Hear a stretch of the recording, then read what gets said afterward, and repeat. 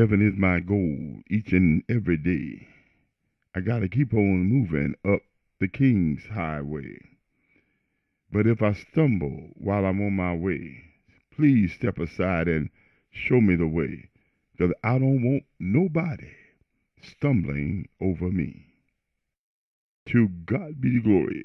I'm O.W. Prince, and this is your real illuminating moment. The instigator and the narrator are the underbosses over all of us in this world. The instigator stands back in secret and plans and schemes and plots and then sets things in motion to bring about her desired intentions. We've heard it all before. It's called throwing the stone and hiding your hands.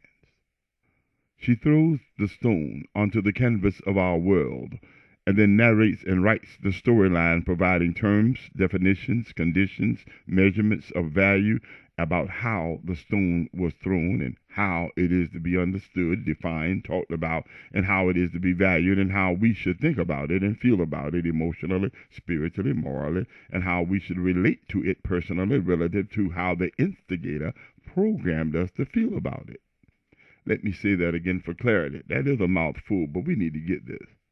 The instigator and narrator throws the stone into the canvas of our world, then narrates and writes the storyline about the stone, providing terms, definitions, and measurements of value about how the stone was thrown and how it is to be understood, defined, talked about, and how it is to be valued and how we should think about it and feel about it emotionally, spiritually, morally, and how we should relate to it personally relative to how the instigator programmed us to feel about it.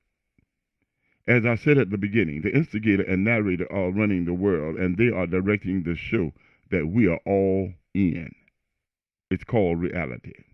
Even the way you are feeling about what you are hearing now is independent of your own will. You were programmed and predisposed to feel the way that you're feeling. But can the instigator and narrator, who considers herself the master manipulator, be the tool or pawn in someone else's sovereign and omnipotent plan? I thought God was in control. And that means that he's in absolute, total control of everybody and everything, even the cells, molecules, neurons, and electrons of a person's body. And he discerns his creation's thoughts and will from afar. God is definitely, without question, in control. Even of those who think that they are in control, God is in control of them also. Just ask King Nebuchadnezzar. He'll tell you that God is sovereign over all things. He has the authority, the right, the power, the wisdom to do all that he pleases. There is nobody, no nation, no government, nobody who can withstand the will of God. Every part of God's creation, all places, objects, creatures, people, and even Satan himself is under God's sovereign will and rule. Every event and situation is under God's sovereign authority.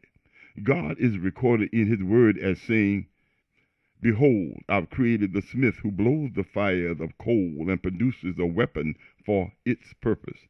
I've also created the ravager to destroy. But no weapon that is fashioned against you shall succeed, and you shall refute every tongue that rises against you in judgment, for I'm Yahweh."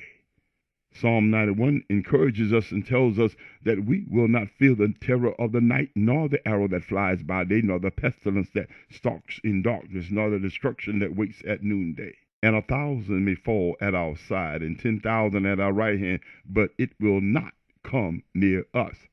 We will only look with our eyes and see the reward of the wicked. Because we've made the Lord our refuge and the Most High our habitation, no evil shall befall us, no scourge come near our tent. For God will give his angels charge of us, to guard us in all of our ways. On their hands they will bear us up, lest we dash our foot against a stone. We will tread on the lion and the adder, the young lion, and we will kick the serpent to the side.